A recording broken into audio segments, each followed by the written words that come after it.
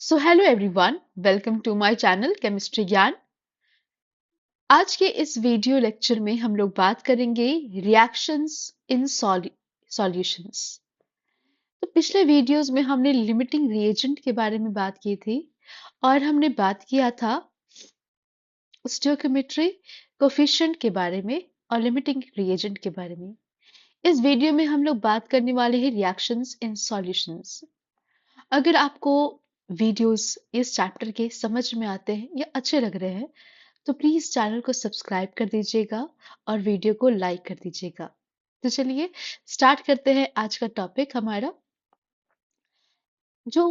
जो majority of reactions होते हैं लेबोरेटरी में वो हम सॉल्यूशंस में करवाते हैं। इसीलिए हमारे लिए ये जानना बहुत जरूरी हो जाता है कि जो हम सब्सटेंस को एक्सप्रेस करें जो हमारे सॉल्यूशन में है उसे हम कैसे एक्सप्रेस करेंगे। Concentration of a solution or the amount of substance present in its given volume can be expressed in any of the following ways। तो देखिए, सॉल्यूशन का कंसंट्रेशन और जो भी अमाउंट जो है वो प्रेजेंट है गिवन वॉल्यूम में उसको हम लोग कैसे एक्सप्रेस करें। तो इसको एक्सप्रेस करने के अलग अलग तरीके हैं। पहला है मास परसेंट और वेट परसेंट, दूसरा है मोल फ्रैक्शन और तीसरा है मोलैरिटी और चौथा है मोलालिटी। तो एक एक करके हम इन सबको देखेंगे। उससे पहले हम समझ लेते हैं कि एक बैलेंसिंग केमिकल रिएक्शंस को कैसे हम लोग बैलेंस कर सकते हैं। देखिए, एक बैलेंस केमिकल रिएक्शन में जितने एटम्स इधर है लेफ्ट साइड में उतने ही आपके राइट साइड में होने चाहिए। तो वो आपका रिएक्शन जो है बैलेंस कहलाएगा। जैसे कि मैं आपको दिखाऊं, यहाँ पर एक इस एग्जाम्पल को देखिए आप। यहाँ कितना आयरन है? 4 Fe है हमारा, और 4 Fe है और ऑक्सीजन कितना है? 3 into 2 मतलब 6 ऑक्सीजन है और 4 हमारा आयरन है। अब आप देखो प्रोडक्ट के साइड, तो क्या प्रोडक्ट के साइड हमारा 4 आयरन है? देखते हैं। तो यहाँ पर देखिए हमारे पास 2 और 2 मतलब 2 into 2 4 Fe है। चलिए Fe तो ठीक है। ऑक्सीजन चेक करते हैं। ऑक्सीजन हमारा यहाँ पर रिएक्टेंट के साइड में 6 है, प्रोडक्ट के साइड में देखते हैं 3 into 2 मतलब कि यहाँ पर हमारा ऑक्सीजन भी 6 है। मतलब कि ये केमिकल रिएक्शन हमारा बैलेंस्ड इक्वेशन है। ठीक है। नेक्स्ट हम लोग देखते हैं मैग्नीशियम। तो यहाँ 2 मैग्नीशियम है और यहाँ प्रोडक्ट के साइड भी 2 मैग्नीशियम है, मतलब ये तो बैलेंस है। अब ऑक्सीजन चेक करते हैं। ऑक्सीजन 2 है, ऑक्सीजन यहाँ भी 2 है, तो ये हमारा जो है रिएक्शन जो है इक्वेशन बैलेंस हो गया। अब देखो आपका यहाँ 2 लिखा रहे ना, तो आप इसको ओवरऑल पे 2 समझना। ठीक है। अब देखो यहाँ पर P4 है और आप P4 को O2 से, फास्फोरस को आप ऑक्सीजन से रिएक्शन करवाते हो। तो अब देखो P4 है, फास्फोरस 4 है। ठीक है। ऑक्सीजन चेक करते हैं। ऑक्सीजन यहाँ 2 है, लेकिन ऑक्सीजन हमारे प्रोडक्ट के साइड में 10 है। मतलब कि ये जो हमारा रिएक्शन है बैलेंस्ड नहीं है, ये हमारा अनबैलेंस्ड इक्वेशन है। तो इसे बैलेंस करने के लिए हम क्या कर सकते हैं, देखते हैं। देखिए, आपका फास्फोरस 4 है, ठीक है, और प्रोडक्ट के साइड आपका 10 ऑक्सीजन है। तो अगर हम यहाँ पर 5 ऑक्स लगा दे तो 5 2 जो 10। अब देखिए रिएक्टेंट के साइड भी आपका 10 ऑक्सीजन है और प्रोडक्ट के साइड भी 10 है।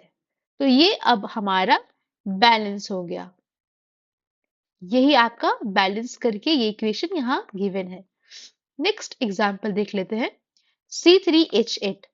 अब देखो कार्बन 3 है। अब हम प्रोडक्ट के साइड देखते हैं कि कार्बन कितना है। तो कार्बन तो यहाँ एक ही है, तो इसको बैलेंस करने के लिए हम यहाँ पर 3 लगा देते हैं। अब चलिए कार्बन हमारा बैलेंस हो गया। अब देखो हाइड्रोजन कितने हैं? 8 हाइड्रोजन है और यहाँ पर प्रोडक्ट के साइड देखो 2 हाइड्रोजन है। तो मैं यहाँ पर 4 लगा दूं। देखिए, अब हमारा हाइड्रोजन भी 8 हो गया, तो हाइड्रोजन भी बैलेंस हो गया। ऑक्सीजन को चेक करते हैं। ऑक्सीजन यहाँ 2 है और प्रोडक्ट के साइड कितने ऑक्सीजन है? 3 2 जो 6 एंड यहाँ पर 4, मतलब हमारे टोटल 10 ऑक्सीजन है। तो यहाँ पर अगर हम 5 लगा दे तो ये इक्वेशन भी हमारा बैलेंस हो जाएगा। और इसे ही एक एक स्टेप में करके बताया गया है। आप यहाँ पर देखो फाइनली जो है ये हमारा बैलेंस्ड हो गया इक्वेशन। इसको आप वेरीफाई करने के लिए क्या कर सकते हो, आप दोनों तरफ के एटम्स को आप काउंट करके देखो कि वो बराबर है या नहीं, तो आपको समझ में आ जाएगा कि ये इक्वेशन जो है बैलेंस है या नहीं। ठीक है, जैसे आप यहाँ देखो 3 कार्बन है तो इधर साइड भी 3 कार्बन है। अब यहाँ देखो 8 हमारा हाइड्रोजन है तो इधर भी 8 हाइड्रोजन है। 10 ऑक्सीजन है तो इधर भी हमारा यहाँ पर 6 और ऑक्सीजन और यहाँ पर 4 ऑक्सीजन, मतलब 10 ऑक्सीजन है। तो ये केमिकल इक्वेशन कैसा है, बैलेंस्ड केमिकल इक्वेशन। चलिए हम मूव करते हैं अपने टॉपिक पे। उससे पहले यहाँ पर कुछ क्वेश्चंस कर लेते हैं हम लोग। यहाँ बोला गया है calculate the amount of water produced by the combustion of water produced by the combustion of 16 gram of methane. मतलब आपको पूछ रहा है आपको अमाउंट ऑफ वाटर कितना प्रोड्यूस हो रहा है by the combustion of methane. तो आप सबसे पहले यहाँ पर देखो बैलेंस्ड केमिकल इक्वेशन। आप मीथेन को क्या कर रहे हो, कंबशन करवा रहे हो, तो यहाँ पर CO2 प्रोड्यूस होगा और वाटर प्रोड्यूस, H2O का मॉलिक्यूल प्रोड्यूस होगा। ठीक है, अब जो है आप देखो इक्वेशन बैलेंस है या नहीं। ठीक है, तो यहाँ पर हमने देखना है CH4, ये हमारे इक्वेशन तो बैलेंस करके लिखा हुआ है। ठीक है, अब आप देखो कि 16 ग्राम ऑफ CH4 जो है आपका, ये CH4 16 ग्राम हम कैसे बोल रहे हैं, देखिए इसका एटॉमिक मास जो है CH4 का वो होता है कैसे, देखिए 12 है हमारे कार्बन का और प्लस 4 इंटू 1 ऑक्सीजन का हो जाएगा, दैट इज इक्वल्स टू आपका 16 ग्राम है CH4। तो यहाँ पर 16 ग्राम CH4 जो है वो 1 मोल, 1 मोल के बराबर है। किसके, 1 मोल के बराबर है ये। ठीक है, और इस इक्वेशन से आप देखो कि 1 मोल ऑफ CH4 जो है हमें 2 मोल ऑफ H2O दे रहा है। आप इस इक्वेशन में देखो कि 1 मोल हमारा जो है ये हमारा 1 मोल CH4 2 मोल ऑफ H2O हमें दे रहा है। तो हमें कैलकुलेट क्या करना था, अमाउंट ऑफ वाटर।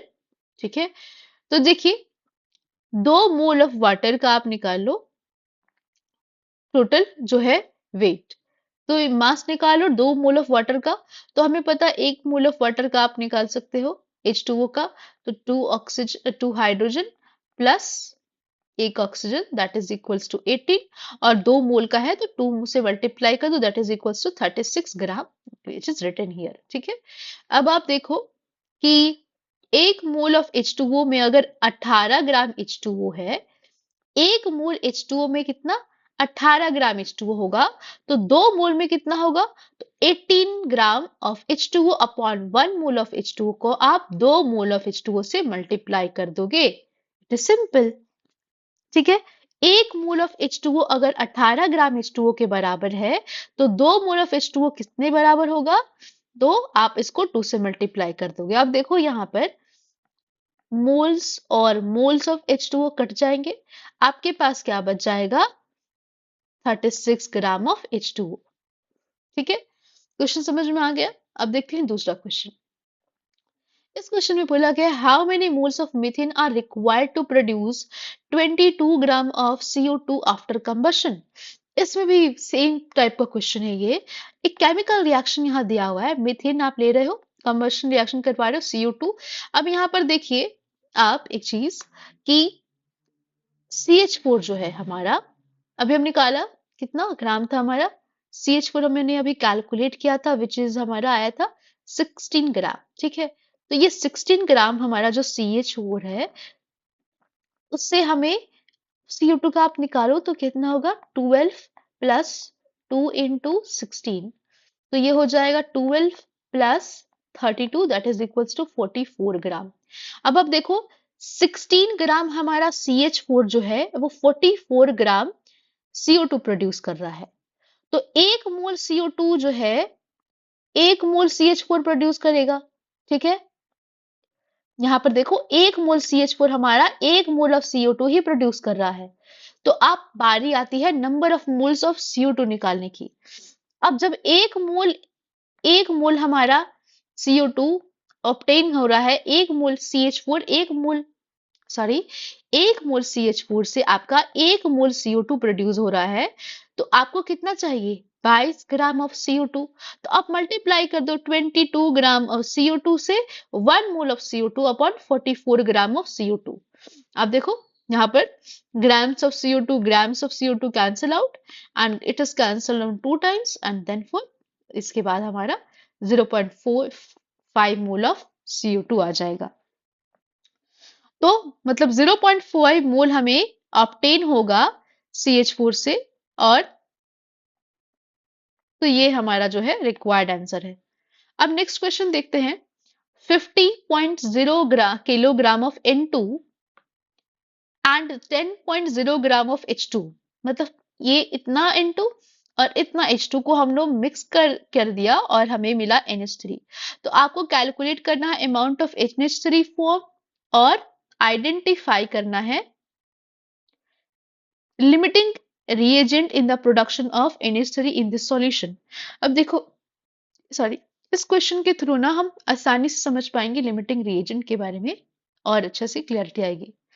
अब एक बैलेंस केमिकल रिएक्शन देखो, यहाँ रिएक्शन क्या हो रहा है, N2 और 3 हाइड्रोजन मॉलिक्यूल कंबाइन होकर के हमें NH3 दे रहे हैं। अब पहले हमें मोल्स फाइंड करना है, तो number of moles of N2 find करने के लिए हम जो गिवन हमारा था मास N2 का, उसके बाद हमने इसे यहाँ पर 1000 ग्राम ऑफ N2 और 1 किलोग्राम ऑफ N2 में कन्वर्ट किया।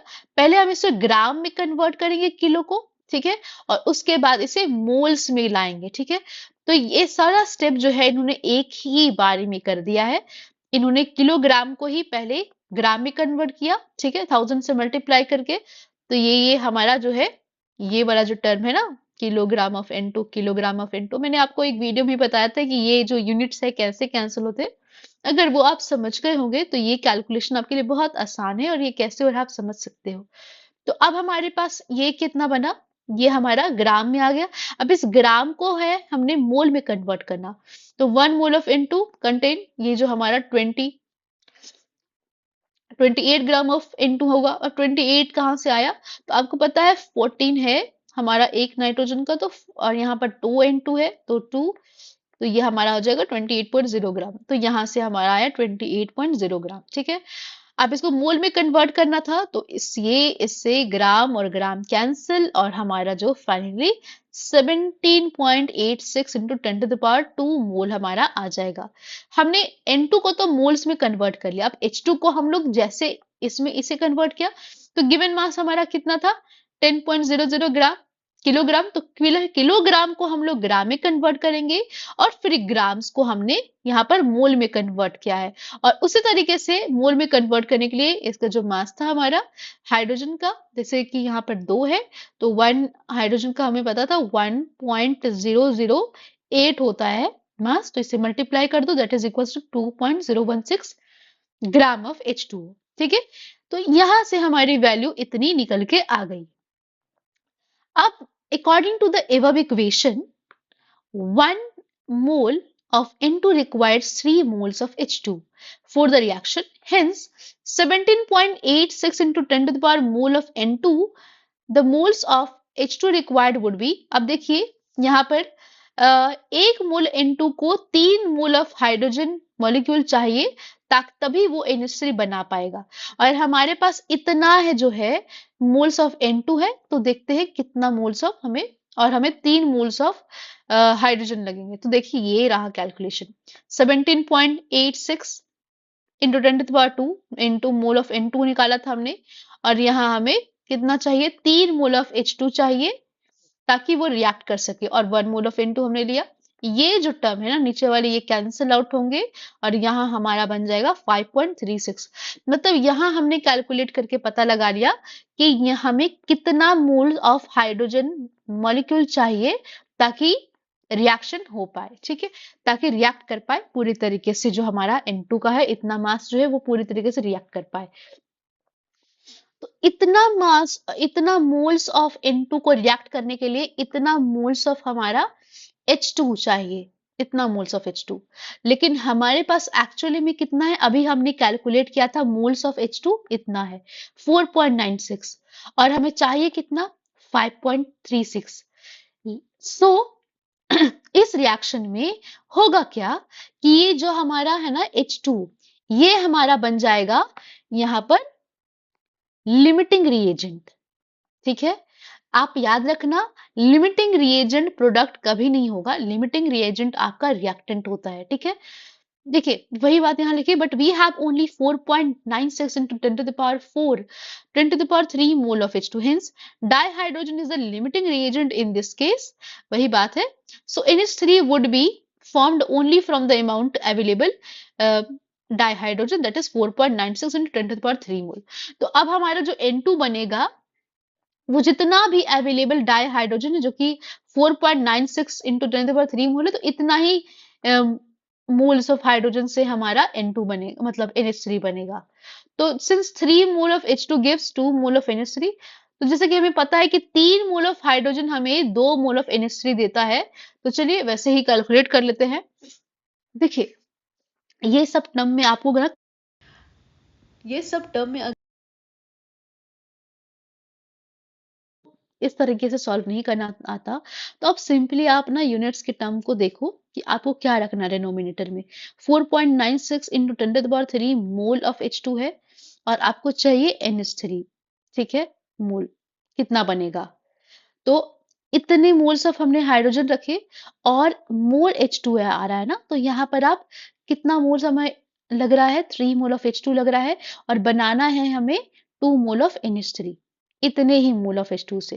तो इसलिए हमने ये देखिए ये कैंसल आउट हुआ यहाँ पर, और ये हमारा 3.30 इंटू 10⁻³ मोल ऑफ NH3 बनकर आया। So this is what mole of NH3 we have obtained.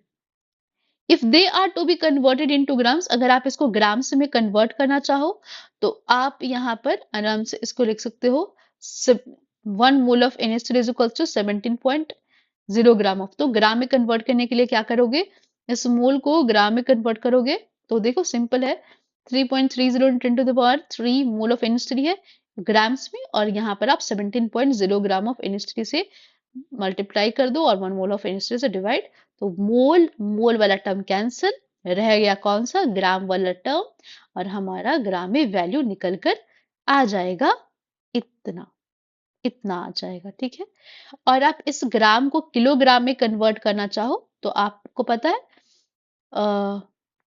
1 kg is equals to 10 to the power 3 gram. ठीक है, तो आप यहाँ पर सीधा इस 10 टू द पावर 3 को हटा दो, और यहाँ पर किलोग्राम लिख सकते हो। तो ये तो बात हुई। अब हम लोग पढ़ते हैं मास परसेंट के बारे में।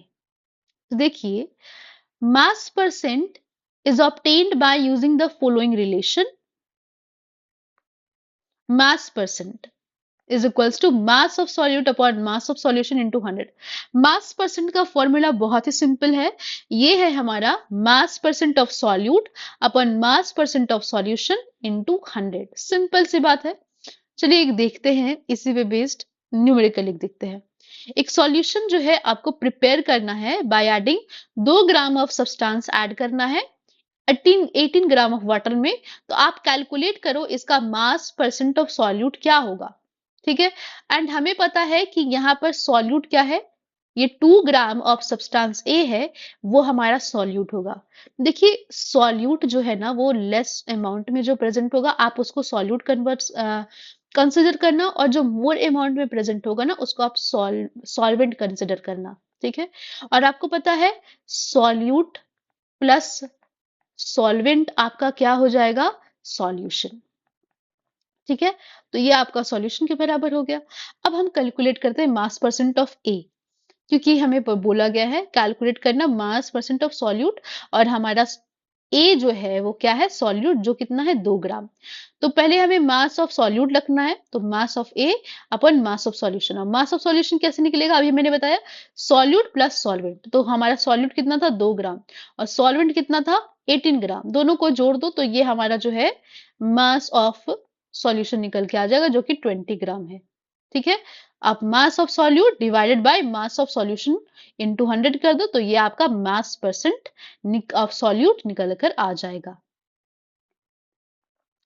बात करते हैं हम लोग मोल फ्रैक्शन के बारे में। तो it is the ratio of number of molecules of a particular component to the total number of moles of solution.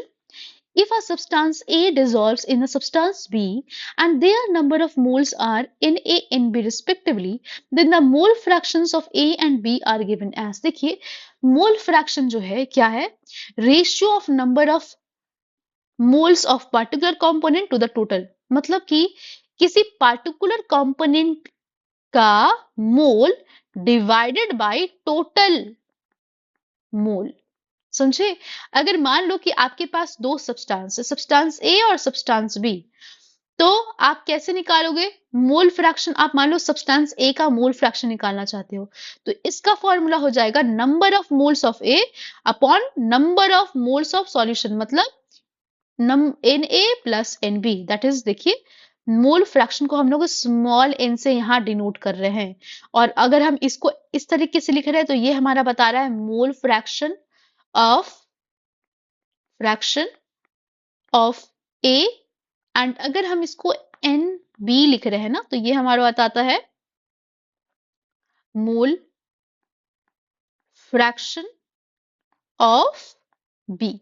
समझे आप, तो ये हमारा मोल फ्रैक्शन ऑफ ए का फॉर्मूला हो जाएगा number of moles of A upon number of moles of solution, मतलब N A upon N A plus N B, और मोल फ्रैक्शन ऑफ बी का फॉर्मूला हो जाएगा number of moles of B upon number of moles of solution. तो देखिए simple तरीका है, आप पहली बार इसे पढ़ रहे हो तो देखिए सिंपल सा तरीका से याद है। अगर आपको मोल फ्रैक्शन ऑफ ए पूछता है तो सबसे पहले जिसका पूछा है उसको आप न्यूमरेटर में रखो नंबर ऑफ मोल्स ऑफ ए और डिवाइड कर दो number of moles of solution से, और अगर बी का मोल फ्रैक्शन पूछता है तो number of moles of B रखो और divided by number of moles of solution कर दो। ठीक है,